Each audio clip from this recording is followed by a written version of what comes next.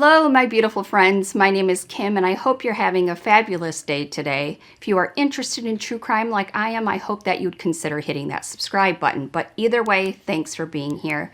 Today, we're going to be talking about two people who had it all. Great careers, beautiful home in a nice neighborhood, admired by their neighbors and peers. What they didn't know is they were sheep in wolf's clothing. They turned out to be the darkest of dark members of society. Secret lies, rape, child porn are the real couple and lives of Dennis and Cynthia Perkins. First, a word from our sponsor. Thanks to Established Titles for sponsoring today's video. You guys know I love Established Titles. Thanks to all of you that are supporting the channel and have already ordered your certificate. Established Titles is so fun, and it puts a smile on your face because they take the old Scottish custom that anyone who owns land, you are considered a lord or a lady. Therefore, Established Titles offers you to buy land. And what is cool is it's 1 square foot of land ownerships give you the title of lord or lady. I got one for myself, and I think this is the perfect gift to the person that is so hard to buy for because they have everything, or a young one that's into princesses and castles. I got one for my granddaughters. I'll show you them again because I'm a little shameless, but more proud. I just hope it puts a smile on their face when they show it off to their friends. You can put Lord or Lady in front of your name on credit cards or plane tickets. Just imagine your flight is delayed and you are having a hard time getting them to rebook. You can tell them, did you know I was Lady Kimberly Flower? Suddenly, first class. They have options of lord or lady as well as couple packages. You and your partner can have adjoining land, or if you want to be away from your partner, I guess that's an option too. Just kidding. I think this would also be an amazing wedding gift. It's unique and it's better than a set of steak knives. You get the plot number on the piece of land you own. Last but definitely not least, Established Titles has dedicated themselves to planting a tree with every order all over the world. They are partnered with One Tree Planted as well as Trees for the Future.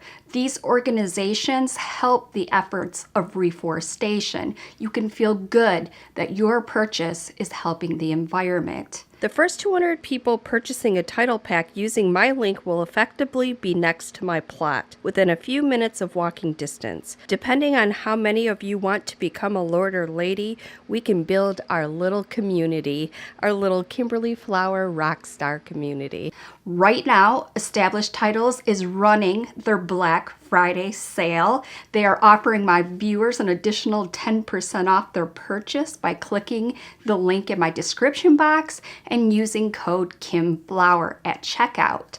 That's establishedtitles.com/Kimflower, linked below as well. Thanks to Established Titles for sponsoring today's video, and thanks to all of you for listening. This is one of the most graphic stories I am going to tell. It includes rape, porn, children, and a dog. If this isn't for you, I completely understand. Check out my playlist for another video. I usually use victims' names in my videos because I think it's more important to focus on them rather than on the people who've committed the crimes against them. But for this case, the victims are still alive, and for their sake and their privacy, I'll be keeping their names private. As far as I know, and to be honest, I really didn't go digging, for their names. All the victims in this case have had their names redacted, and I think we should honor that. They're the victims here, and if they don't want their names out there, then let's listen to that. Trust me, they've been through enough. And the last thing they probably need is more attention and people digging up stuff that they'd probably just prefer to forget about. And so with that, I'll be referring to them based on the court documents. These are usually things like juvenile victim 1, adult victim 1. I know that sounds a little dehumanizing, but it's not meant to be, and it's only meant to protect their identities. But a couple of names I don't mind blasting out there is Dennis and Cynthia Perkins. I have a hard time even saying their names without getting angry. So let's just take a collective breath for a second. I'm telling you, this couple was positioned in a society and the community of Louisiana in really pivotal key places. They could have been examples and the people who helped shape and better the future of our children and give them the gifts and skill sets the next generation needs to make the ones that come after them do better. But they didn't do any of that. They pretty much did the exact opposite of that. And I'm not even exaggerating. Cynthia Perkins was an English teacher at Westside Junior High, and Dennis Perkins was a Livingston Parish Sheriff's deputy. So from the outside looking in, they were almost the ultimate American couple.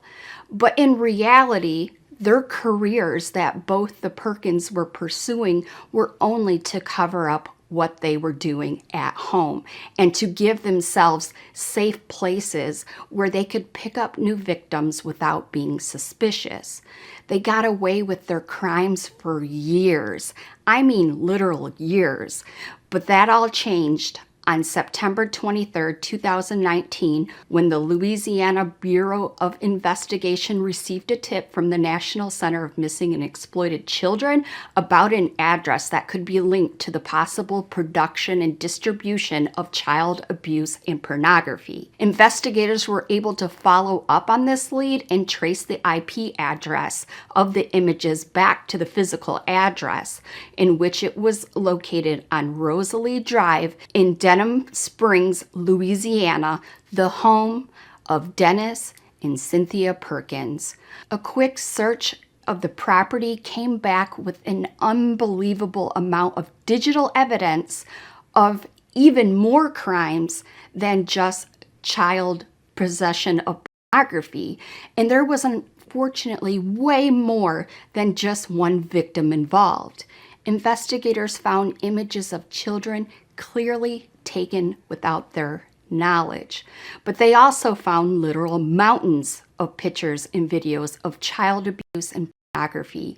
Even the pictures that look like safe pictures, of kids just hanging out or laughing at school or whatever, they weren't really safe because investigators also found naked pictures of Dennis sometimes playing with himself or just posing naked. Investigators then realized that some of those pictures of Dennis had been photoshopped onto some of the other more innocent photos of children to make it look like they were, doing other things with Dennis. They also found pictures of Dennis finishing himself off onto cupcakes and other pastries, and then they found something that would just become even darker when they realized the extent of Dennis's activities and how far he had taken things.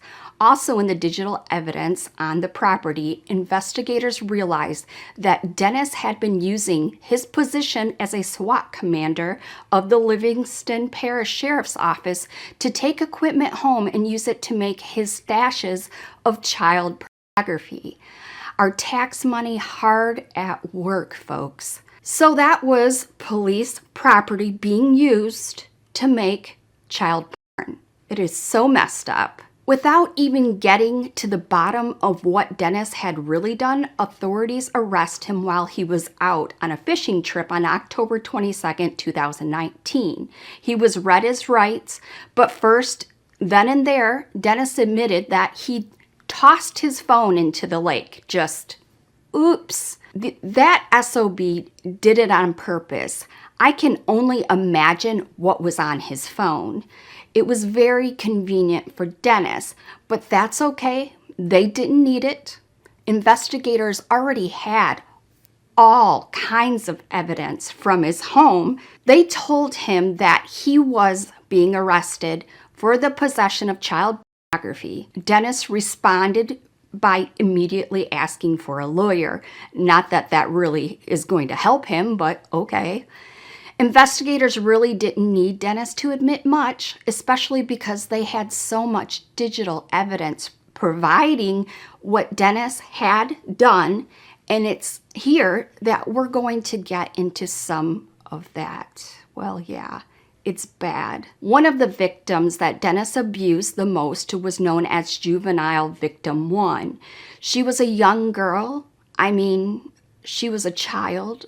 Her age was documented as being around 12, and judging by the amount of times that she showed up in Dennis's pictures and the different occasions she was clearly with him, she'd either had to be known to the couple or they had known her family, and that just adds another level of sick in this case. Juvenile 1 later admitted to being physically assaulted by Cynthia 3 years before all of this.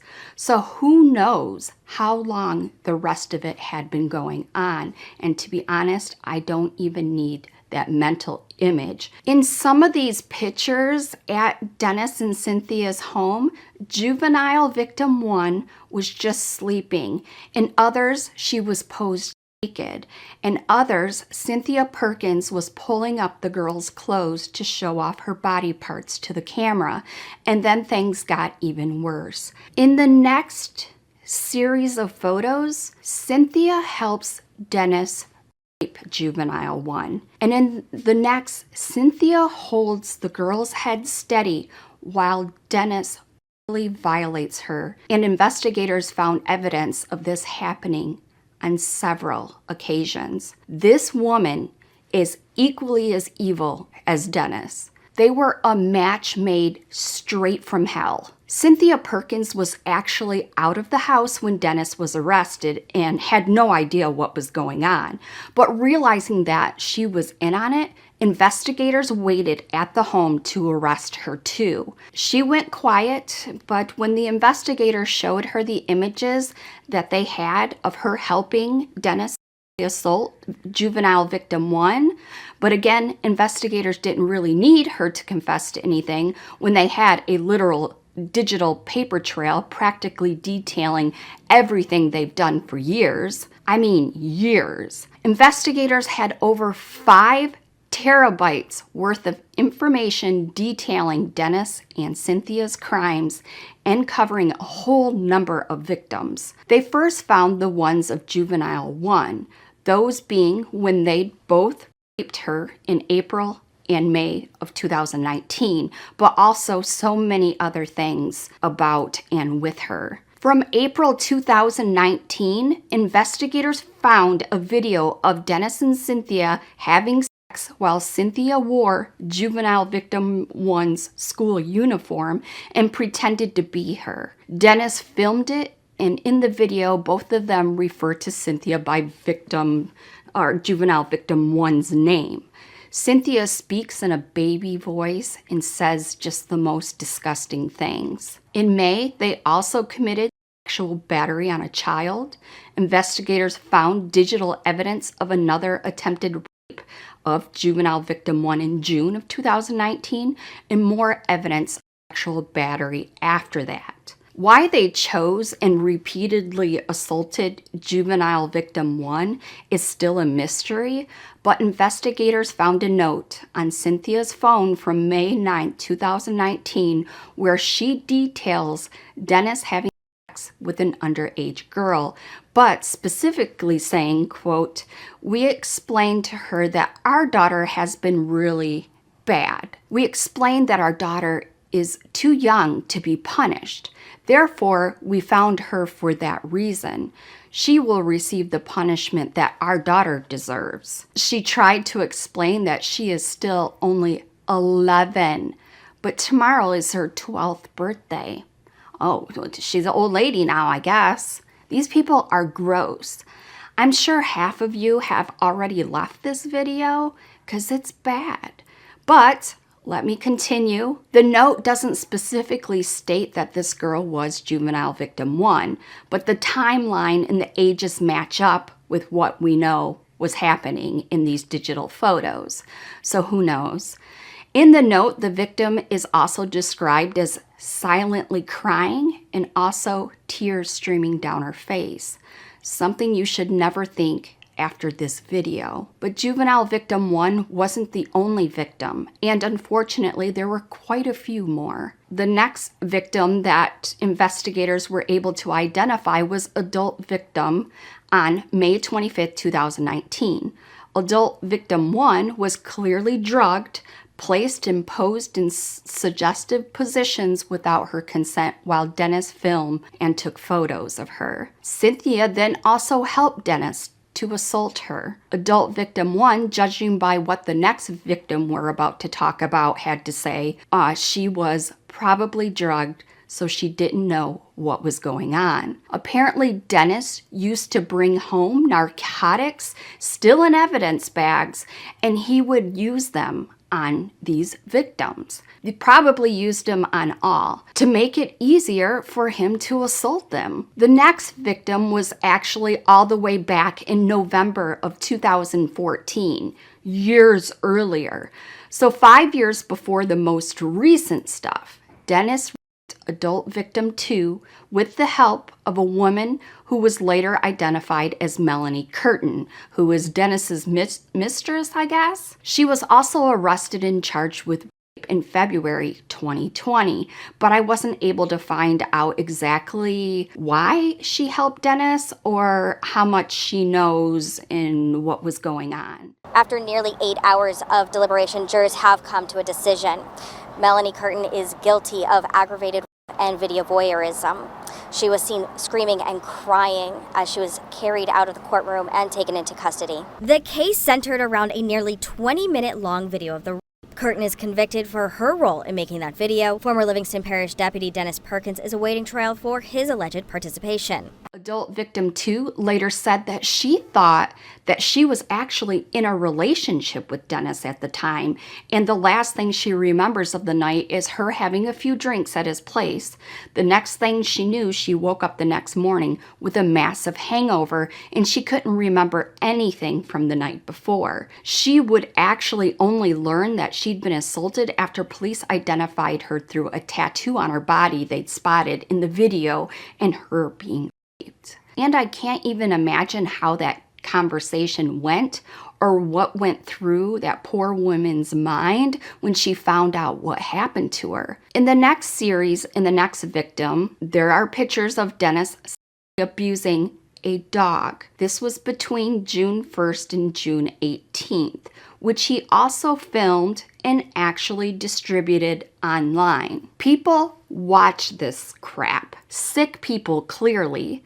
And I wish that I could stop there, but there's more. I warned you, this one was the most graphic I've covered. It's terrible. As a reminder, these people are teachers and law enforcement, not scumbags driving around in a creepy van doing odd jobs to buy a fifth or whatever. For whatever reason, it makes this story even more creepy to me. And that her son was so fond of the sheriff's deputy, he nicknamed him Denny. It never once crossed my mind that this person would do such vile things to children. Now that the illusion of a friendly neighbor is shed, Davis's neighborhood can't stop talking about the couple charged with several counts of child pornography. But Camden won't. But Davis wants to know more about their interaction. That's a thought that I don't know if it'll ever go away. I'm never going to be able to get everything out of him because everything comes in parts and pieces. Until the family can confirm exactly what, if anything, happened to their son, Davis says she's enrolled him in therapy to help him with going to school and his fear of the police. On May 1st, 2018, and all the way through February of 2019, Dennis took pictures of himself ejaculating into pastries and several other energy drinks. And we know that other victims actually ate and drank these unknowingly. Cynthia later admitted that she'd handed out some of those to her students. Cynthia was a sick bitch. I'm sorry, but I already know she is going to play some victim card, but she was just as sick and twisted as Dennis, and it is hard to convince me otherwise. In May of 2019, Dennis made another batch of child pornography, this time with juvenile victim 2, just as disturbing as the first. I'll spare you all the details again. In total, both of the sick Perkins were charged with over 150 sexual assaults, most of which would have been difficult, if not impossible, to prove if they hadn't documented it themselves, and they have gotten away with it for so much longer if they hadn't been distributing it online as well. And I mean, you have to be able to be a special kind of stupid to upload child pornography from your own IP address in this day and age. But thank God they did. Every one of these criminals I talk about seems to escalate, find the next thrill. It was just a matter of time that they overdosed someone or some other kind of tragedy happened. Cynthia Perkins actually took a plea deal where she agreed to 41 years behind bars for her part in the crimes, meaning she'll be in her 70s when she's released. She pleaded guilty to the production and distribution of child pornography, second degree of rape, and conspiracy of malingering harmful substances when she helped give out those drinks and pastries laced with Dennis's sperm. In return for a lesser sentence, Cynthia has to testify against Dennis, but that's a whole nother story that I'll get to. Cynthia and Dennis have since divorced, and surprise, surprise, Cynthia's lawyer has come out to make a statement on Cynthia's behalf that explains that Dennis was the real monster here. In the statement, Cynthia admits that she gave out the cakes that were contaminated and that she helped Dennis film a 9-year-old girl while they were having a bath. But it was all Dennis's fault. He manipulated and twisted her into doing things that she wasn't comfortable doing. Cynthia, your timing is a bit convenient for this one. She's gross and not a victim. And again, you cannot convince me otherwise. And Dennis is putting up a fight, that's for sure. Maybe he already knows what to expect, and he knows how they treat people in prison. Not condoning violence, just making an observation, but I mean, if something happened, I wouldn't be mad. But anyways, his legal team first managed to get his trial pushed from May 2022 to October by saying that the prosecution was withholding evidence. But then in October, they managed to get his trial pushed back to January of 2023. This time, the defense said that they needed more time to go through the literal mountains of evidence that the prosecution has against him, which is true. They have somewhere between 700,000 and 800,000 files providing Dennis did what he's accused of. I would probably ask for more time too if I had to face all of this in court. I'm surprised he even wants to go to court. Part of me thinks that he just wants to see those pictures one more time when they are in evidence at court, because he doesn't have a chance in hell not to get convicted.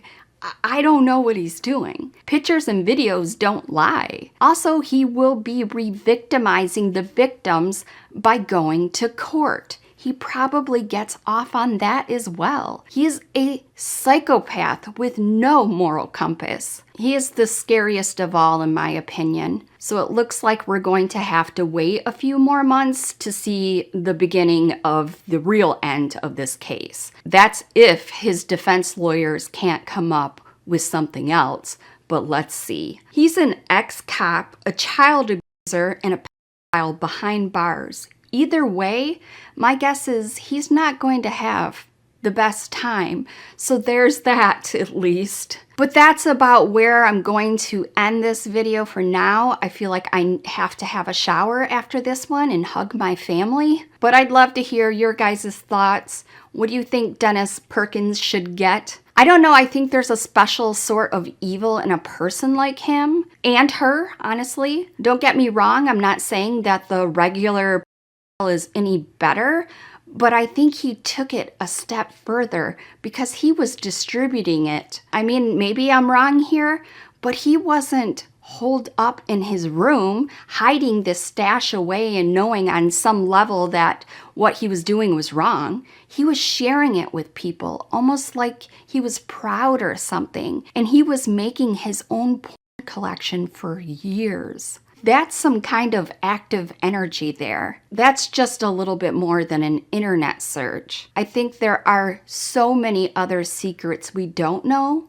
or that were not mentioned. This couple had the strength in numbers, and of course, we know they were the lowest of the low. I cannot wait until Dennis gets buried in court with all of his secrets and lies. I really hope that the victims are getting the much help that they need. I hope that they're able to move past this. I really do. I would hate to think that their lives are being affected by this sick couple. They'd all deserve better than that. Let's leave a healing heart for the victims. I hope that they do not have to relive their trauma in court and get some much needed help with dealing with this. Okay, you guys let me know what case you would like to see me cover next. Thanks to all my channel members and my Patreons who continue to support me. Their names are on the screen. If you would like early access to new videos and decide the cases I cover next, you can do so by clicking the join button from your desktop, or there is a video in the description box on how to do it from your phone. Well, if you guys have made it to the end, you guys are rock stars. And I love you to death. There are more true crime videos in my Crimey Cases playlist for you to check out. Stay safe, my loves. And remember, if you see something, say something. And I'll see you in my next one. Bye.